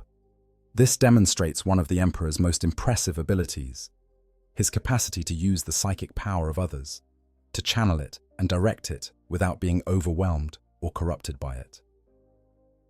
10,000 psychic sources could easily become chaos, each one's power interfering with the others. But the Emperor orchestrates them into perfect harmony, a choir singing as one voice. The Astronomicon has failed only rarely throughout Imperial history, and each failure has been catastrophic. During the Noctis Aeterna, when the Great Rift tore across the galaxy, the Astronomicon went dark for the first time in millennia. The result was immediate disaster. Ships already in the warp were lost, unable to navigate without their guiding light. Fleets became scattered. Entire subsectors were cut off from the rest of the Imperium. The darkness lasted for different lengths of time depending on location. Some worlds experienced only days of blindness, others endured months. And there are reports of planets that may still be without the Emperor's light, isolated in a darkness that may never lift. When the Astronomicon returned, it was weaker in some regions, its light dimmed by the Great Rift's interference. This event demonstrated how dependent the Imperium is on the Emperor's continued function. Without the Astronomicon, the galaxy-spanning empire would fragment within months. Individual sectors might maintain their integrity, but there would be no way to coordinate actions across the Imperium, no way to send reinforcements where they are needed, no way to maintain the unity that has kept humanity relevant as a galactic power. The fact that the Emperor was able to restore the Astronomicon after the Great Rift's formation, to push his light through this massive warp tear and re-establish its function across half the galaxy, represents one of his greatest feats of psychic power. He did this while still bound to the Golden Throne, while still holding the webway portal closed, while still fighting his eternal battle against chaos in the warp. The sheer ability to not only maintain all these functions, but to actually strengthen one of them in response to a new threat is staggering. There are whispers among the Adeptus Astronomica that the nature of the beacon is changing. Some of the chosen report experiencing visions while channeling the Emperor's power, seeing golden figures that speak with his voice, receiving guidance on matters both mundane and cosmic. Others describe feeling the Emperor's presence more directly, as if he is becoming more aware of them as individuals rather than simply conduits for his power. These changes have led some to speculate that the Emperor is preparing for something, that he is slowly altering the Astronomican's function towards some purpose only he understands. Whether this represents hope for humanity's future or a sign of dangerous changes in the Emperor's nature remains to be seen. But regardless of what may come, the Astronomican remains the Emperor's gift to humanity, his light shining in the darkness, guiding the faithful home. It is a monument to his power, his endurance, and his continued dedication to protecting the species he shepherded from its very beginning. As long as the Astronomican burns, humanity has hope, and as long as the Emperor lives, the Astronomican will burn. The Emperor's influence, power beyond the physical. The Emperor's influence extends far beyond what can be measured in psychic might or physical prowess. In the 10,000 years since his internment on the Golden Throne, he has become something more than a ruler or even a psyker. He has become an idea, a symbol, a god to trillions upon trillions of human souls across the galaxy. This deification, whether intended or not, has granted him a different kind of power, one that operates through faith and belief. The imperial cult, the state religion of the Imperium, teaches that the Emperor is the one true God, the creator and protector of humanity. Trillions of humans offer prayers to him daily, lighting candles in his name, making sacrifices in his honor, and dedicating their lives to his service. This collective belief has a tangible effect in the Warhammer universe, where faith and emotion can literally shape reality through their influence on the warp. Living saints represent one of the most dramatic manifestations of this power. These are individuals who seem to be blessed by the Emperor directly, who can perform miracles and survive wounds that should be fatal. Saint Celestine is perhaps the most famous example, a warrior of the Adepta Sororitas who has died and been resurrected multiple times, always returning at moments when the Imperium needs her most. These saints display powers that cannot be easily explained through normal means. They generate auras of inspiration that make those around them fight harder and more effectively. They can heal wounds with a touch. They can manifest wings of golden light and fly across battlefields.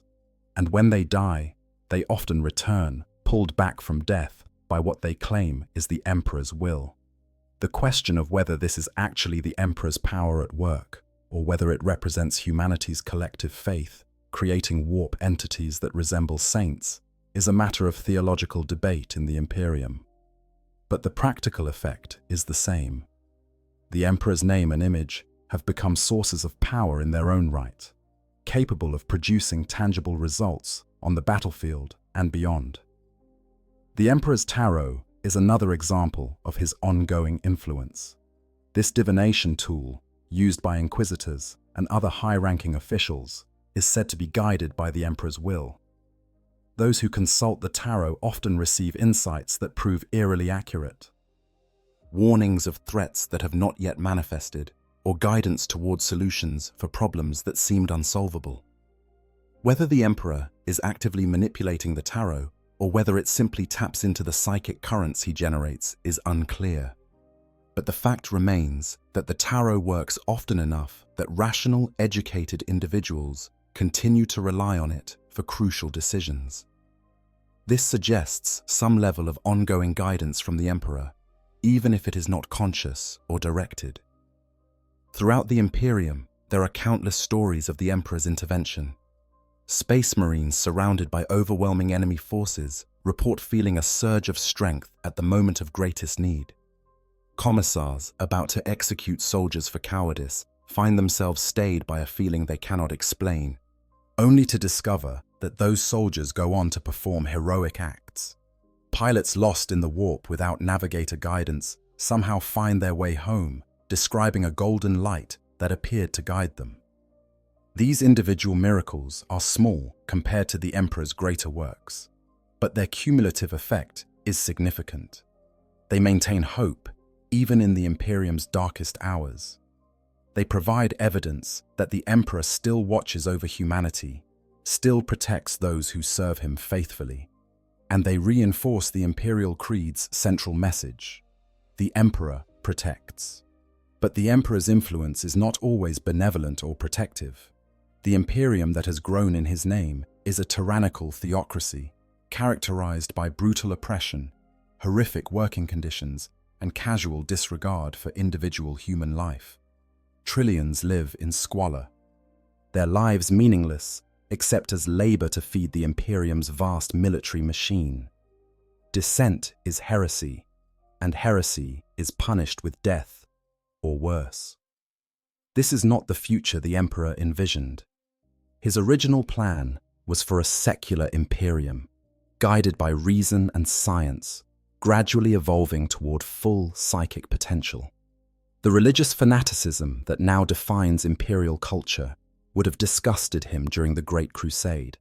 He explicitly outlawed religion, viewing it as a source of weakness that made humans vulnerable to chaos manipulation. The irony is that he himself has become the god of the very system he sought to prevent. His sacrifice on the Golden Throne, his endurance through 10,000 years of suffering, and the miracles performed in his name have made him a deity in the minds of humanity, whether he wanted this or not. Whether he approves or despairs of what has been done in his name is unknown. Bound to the throne, unable to speak, except in the rarest of circumstances, the Emperor cannot correct the Imperium's course. Some scholars and heretics suggest that the Emperor is actually sustained by the faith of humanity, that the prayers and devotion of trillions have kept him alive far beyond what should be possible. If this is true, then the imperial cult, for all its excesses and cruelties, has inadvertently accomplished what no amount of psycho-sacrifice alone could do. It has kept the Emperor functioning long enough for humanity to survive this long age of darkness. There is also the question of what the Emperor is becoming. 10,000 years of existence primarily as a psychic entity, sustained by faith and sacrifice. Fighting endless battles in the warp. This experience has likely changed him in ways that would be unrecognizable to those who knew him during his physical life. Is the consciousness bound to the Golden Throne still the same being who unified Terra and launched the Great Crusade? Or has it evolved into something else, something more like a warp entity than a man? Recent events in Imperial history suggest that something is changing. The formation of the Great Rift should have been catastrophic enough to break the Emperor's hold on his various responsibilities. Instead, he adapted, maintaining the Astronomicon and his other functions despite this massive disruption. More impressively, there are increasing reports of his direct intervention. During the Plague Wars on Ultramar, when the Death Guard Traitor Legion and the demon Primarch Mortarion assaulted the realm of the Ultramarines, witnesses reported seeing a golden figure fighting alongside the Loyalists. This figure wielded a burning sword and radiated such power that even Mortarion retreated before it. Whether this was the Emperor manifesting directly, a living saint acting as his vessel, or something else entirely, remains uncertain. But it suggests that his power may be growing, not fading. There are also disturbing reports from the Eye of Terror. Chaos Space Marines, who have fought against the Imperium in recent years, speak of the Emperor's presence in the warp becoming more aggressive, more dangerous. Where once they could sense him as a distant light, now he seems to actively hunt them, burning away at the corruption that sustains them, even when they are not directly confronting Imperial forces. If these reports are true, they suggest that the Emperor is becoming more active in the warp, more willing or able to take offensive action against chaos. This could represent hope for the Imperium, a sign that humanity's God is awakening to full power. Or it could represent something more ominous, a transformation into something that no longer fully remembers its original purpose. The Emperor's influence extends even to his greatest failure. The Primarch project, disrupted by chaos, resulted in half the Primarchs turning traitor, but several of the loyal Primarchs have returned to the Imperium in recent millennia. Roboute Guilliman, resurrected from his death-like stasis, now serves as the Lord Commander of the Imperium, attempting to hold the realm together through the crisis of the Great Rift. Guilliman has spoken with the Emperor, one of the few who has been able to do so in recent centuries. He describes the experience as terrifying and alienating. The being he spoke with was vast, cold, and seemingly unconcerned with individual humans or even the day-to-day governance of the Imperium. Whether this reflects the Emperor's true nature or is a result of 10,000 years of suffering and transformation, Guilliman cannot say. Yet despite this cold reception, Guilliman acts in what he believes are the Emperor's interests, working to reform and strengthen the Imperium. In doing so, he channels the Emperor's influence, implementing changes that might not otherwise be possible, wielding authority that derives from his status as the Emperor's son. The Emperor's influence has shaped every aspect of imperial culture and society. His words from 10,000 years ago are sacred scripture. His image adorns countless billions of temples, shrines, and icons. His name is invoked in oaths, prayers, and battle cries across the galaxy. He has become the ultimate authority, the final arbiter, the one true constant in a galaxy of change and horror. This influence, this power that exists beyond the physical or psychic, might ultimately be the Emperor's greatest strength. Even if his body on the Golden Throne fails, even if his direct psychic power fades, the idea of the Emperor will endure. Humanity has made him into something that cannot die, a symbol of hope and unity that will persist as long as humans believe in it. Comparisons and cosmic context. To truly understand how powerful the Emperor is, we need to place him in context with other mighty beings in the Warhammer 40k universe. The galaxy is populated by entities of terrifying power, from the Chaos Gods themselves to ancient Xenos species and their champions. Where does the Emperor stand among these cosmic players? The Chaos Gods, Khorne, Tzeentch, Nurgle, and Slaanesh, are perhaps the most obvious comparison. These are beings of pure warp energy, fed by the emotions and actions of sentient species across the galaxy. They are vast beyond mortal comprehension, existing in a realm where time and space have no meaning, capable of manifesting countless demons and corrupting entire species to serve their will. The Emperor is the antithesis of the Chaos Gods, which is why they call him the Anathema. While they represent emotion taken to destructive extremes, rage, hope twisted into scheming, despair becoming decay, and pleasure corrupting into excess, the Emperor represents order, reason, and restraint.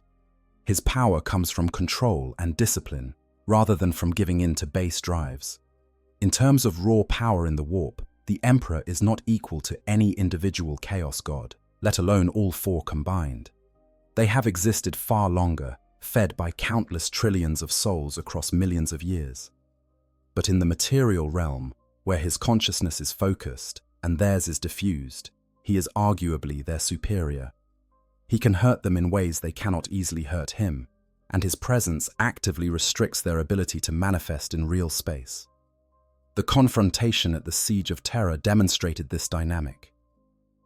The Chaos Gods poured immense amounts of their power into Horus, making him their champion and vessel. But even empowered by all four, Horus could not decisively defeat the Emperor. It required the Emperor's restraint, his unwillingness to destroy his son, for Horus to gain the upper hand. And once the Emperor fully committed to victory, Horus was obliterated despite all the dark power sustaining him. The Eldar gods, before their fall, were entities of immense power, created or sustained by the Eldari species' psychic potential. The only one who definitely still exists in a meaningful sense is Kegorach, the laughing god, who avoided Slanesh by hiding in the webway. The comparison between the Emperor and these gods is interesting because they seem to operate on similar principles: immense psychic power given form and purpose through the beliefs and actions of a mortal species. The Satan, the star gods of Necron legend, were beings that fed on stars themselves, entities of such fundamental power that they could reshape reality according to their will. At their height, before they were shattered by the Necrons into smaller shards, the Satan were arguably among the most powerful entities in the material universe. The Emperor, impressive as he is, would likely have struggled against a fully intact Satan. However, in their current sharded state, the Emperor would almost certainly be their superior. Among the Primarchs, the Emperor has no equal. He created them, and even the most powerful among them cannot match him. Magnus the Red, before his corruption and ascension to demon prince status, was the most psychically gifted Primarch. But the Emperor's psychic mastery exceeded Magnus's by orders of magnitude. Horus, empowered by all four Chaos gods simultaneously, could fight the Emperor to a standstill, but only because the Emperor held back. Once fully committed, the Emperor won decisively. Comparing the Emperor to other prominent psychers in Imperial history is similarly one-sided. Malkador the Sigillite, the Emperor's right hand and one of the most powerful human psychers aside from the Emperor himself, could barely maintain the Golden Throne for a day, and the effort killed him.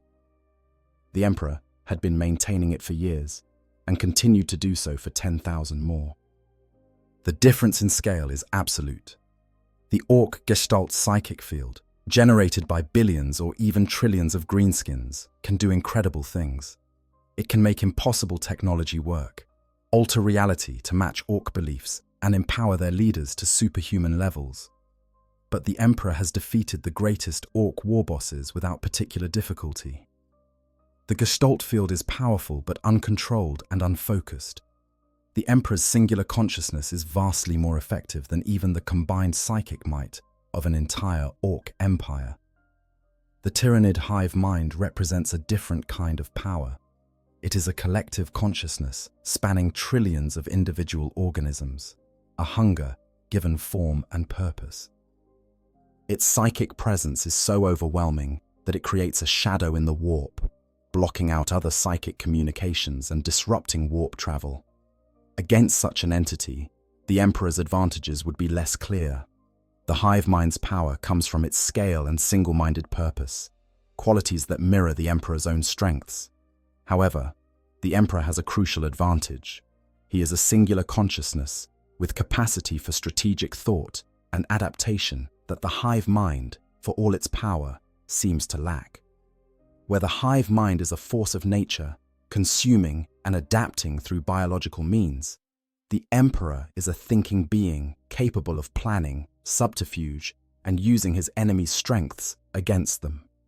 Among the Necrons, the Silent King, Zarek, represents perhaps the closest thing to a peer for the Emperor in terms of strategic genius and long-term planning.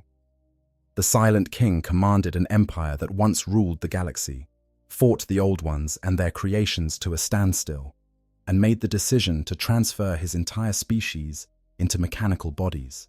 His plans span millions of years. But in terms of personal power, the Silent King is vastly inferior to the Emperor. Without his technology and his legions, Zarek is just an advanced machine. The Emperor, even bound to the Golden Throne, wields power that can affect the galaxy. Perhaps the most intriguing comparison is with the Old Ones themselves, the ancient species that once ruled the galaxy and created many of the other species that now populate it. The Old Ones created the webway, seeded countless worlds with life, and genetically engineered entire species to serve as soldiers in their wars. In terms of scientific and psychic achievement, they may have exceeded even the Emperor. But the Old Ones are gone, destroyed by the wars they fought and the enslavers' plague that followed. The Emperor, endures. In that sense, his persistence, his sheer stubborn refusal to die, despite countless attempts to destroy him, might be his most impressive quality. Powers greater than his have risen and fallen throughout galactic history. He remains. In summary, the Emperor stands among the most powerful entities in the Warhammer 40k universe. He is not omnipotent. There are forces that exceed him in raw power, entities that have existed far longer and command greater resources. But in terms of focused, disciplined, and intelligent application of power, few, if any, surpass him. He is a colossus, straddling the line between mortal and god, neither one nor the other, but something unique in a galaxy full of horrors. Conclusion: the future of godhood. So how strong is the Emperor of mankind? The answer is simultaneously simple and infinitely complex. In terms of raw power, he is the most powerful human psyker to ever exist, capable of feats that border on the divine. His combat skills are unmatched among mortals. His strategic genius has shaped galactic history, and his endurance, his ability to suffer for 10,000 years without rest or respite, is perhaps his most impressive quality of all. But his power is also limited and constrained. He is bound to the Golden Throne, unable to act directly in the material realm. His body is dying, sustained only by constant sacrifice and failing technology. His grand plans for humanity, the Webway Project, the secular Imperium, the evolution into a psychic species, have all failed or been corrupted beyond recognition. In many ways, the Emperor's current state represents not triumph, but tragedy, a being of immense power trapped in circumstances he cannot escape. Looking to the future, several possibilities exist. The Golden Throne will eventually fail. This is now accepted as inevitable by even the Mechanicus. When it does, one of three things will likely happen. First, the Emperor might die completely. His soul could join with the countless trillions of human souls that have passed into the warp, creating a gestalt entity that could rival the Chaos Gods themselves. This would be a true god of humanity, born from collective worship and sacrifice. But it would no longer be the Emperor as he once was. It would be something new, something that might not share his values or his vision. Second, the Emperor might be reborn. Some theorize that as a perpetual, his death would trigger his resurrection, allowing him to return to physical life. Freed from the Golden Throne, he could once again walk among humanity, leading them directly rather than through intermediaries. This possibility offers hope for the Imperium's future, the return of their God-King in the flesh. Third, and perhaps most terrifying, the Emperor's death might simply be the end. The seals holding back the Webway breach would fail. Demons would pour through to consume terror. The Astronomicon would go dark, and the Imperium would fragment and collapse within months or years. Humanity would be left without its greatest protector, forced to face the darkness alone. Which of these futures will come to pass remains to be seen. But what is clear is that the Emperor's influence will persist regardless. Even if he dies, the idea of him will endure. 10,000 years of worship, belief, and sacrifice have made him into something that transcends any individual consciousness. He has become humanity's hope, its greatest symbol, its reason for continuing to fight even when victory seems impossible. The Emperor's strength lies not just in what he can do with his power, but in what he has inspired others to do in his name. The Space Marines who fight impossible odds, calling on his name. The Imperial Guardsmen who stand against horrors that should break them, sustained by faith in his protection. The countless billions who toil in darkness, believing that their sacrifice serves his greater purpose. This is power of a different kind, power that operates through inspiration and belief, rather than psychic might or physical force.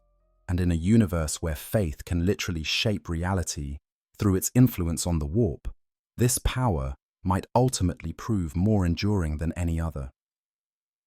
The Emperor of Mankind stands as one of the greatest beings ever to exist in the Warhammer 40k universe.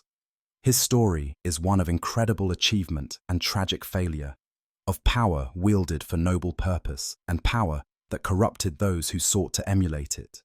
He unified humanity when it teetered on the brink of extinction. He fought wars that shaped the galaxy, and now, in his golden tomb, he continues to fight battles that most will never know about, holding back darkness so that humanity can survive another day. How strong is the Emperor? Strong enough to endure 10,000 years of torment, strong enough to guide 1,000,000 worlds through the warp, strong enough to face the chaos gods themselves and refuse to yield, strong enough that even his enemies, beings of vast power and ancient malice, acknowledge him as their greatest threat. In the grim darkness of the far future, where there is only war, the Emperor remains humanity's greatest weapon, greatest hope, and greatest tragedy, all bound together in a slowly crumbling corpse on a throne of gold. His power has preserved humanity through its darkest age. Whether it will be enough to carry humanity to a brighter future, or whether his inevitable failure will mark humanity's final fall, only time will tell. But for now, the Emperor protects, and as long as he does, humanity endures. If you enjoyed this deep dive into the Emperor's power, please like and subscribe. There's so much more to explore in the grim darkness of the Warhammer 40k universe, and I'll be bringing you more lore content just like this. The Emperor protects, and knowledge is power. Guard it well. I hope you guys enjoyed the story. Make sure to hit the subscribe, like, share button, whatever you want. Give me some feedback if there's any. And yeah, sleep well.